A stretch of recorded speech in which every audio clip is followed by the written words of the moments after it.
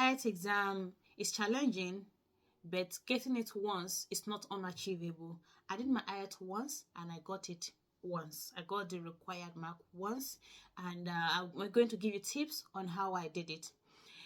I'm not saying it's easy or an easy journey, because the first time I started preparing for IELTS, I started with reading. It's over 40. I got 6 over 40.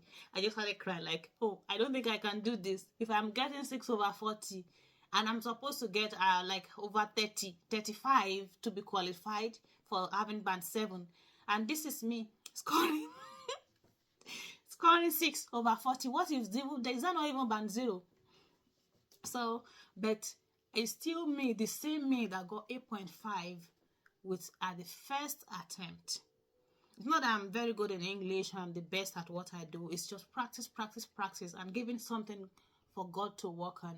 For my reading, I use ielts Advantage, studying with Jay, Liz, and just looking through the different type of questions one at a time, because there are different type of reading question. There's the fill in the gaps, which is the one I found easiest because you can easily find the answer. It's like they give you lots of words to choose from that fits there. And there's true or false, yes or no. That is the most challenging. So when you start your IELTS reading and there's a particular one you are not really getting, that is the one you should focus on. For example, is it true or false or yes or no that is giving you problems? Focus on it. If you are going to do reading, the ones you already know, you can still continue to practice them because you never know, but still focus on the ones that is your problem more. You can practice twice as much as you would do the ones you already know. For example, when I was preparing for my IELTS, the reading, I find yes or no, true or false tricky. So for 1 week, I focus on yes or no, true or false. I would go to the YouTube, I'll go to IELTS Advantage page on the website, and then I'll find their questions and practice. And if you're practicing reading, my advice is, if you are going to be doing computer, use computer to practice.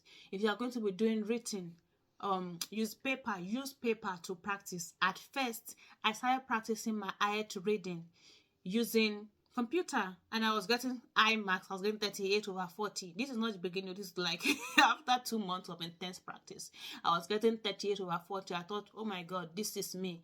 I'm just going to smash it. And then my co-worker that we're preparing together is like, it's good you are getting this marks, but are you writing? Are you doing computer or you're doing writing? I'm like, oh no, I'm doing writing. She said, I have loads of works on IELTS reading, the papers. Try it. The first time I tried paper, 1 hour, 2 hours, I'm still on it because I'm used to doing it on the computer.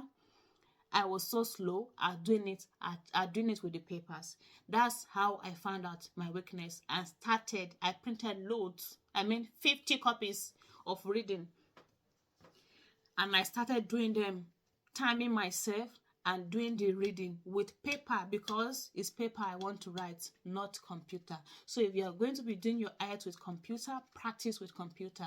If you are going to be doing your IELTS writing, practice with physical papers so you can know what you're doing, because it is different. The techniques, the way your brain is used to it is different. You have to train your brain to get used to the material you are using to practice. And for my listening, the first time I listened to it, it wasn't easy because I was like, what are they saying? But the more you listen, the more you understand what they're saying. The more you practice, the more you get used to what they're saying.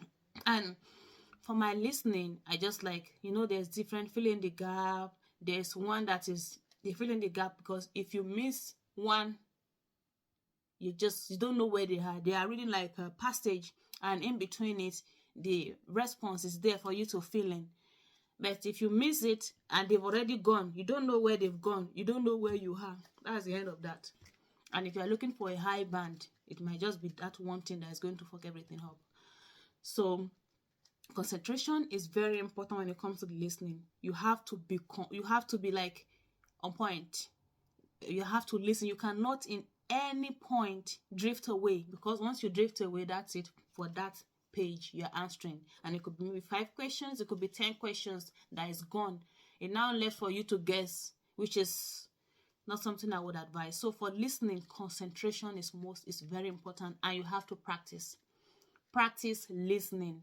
And if you are doing listening with paper, make sure you get a paper to do it. Don't practice listening on computer when you're not writing computer, because the difference is different. It's very different. So if you're going to be writing your listening in paper, put the headphones, listen to it on your computer or on your phone, and answer the questions on a paper, just as you would in the exams.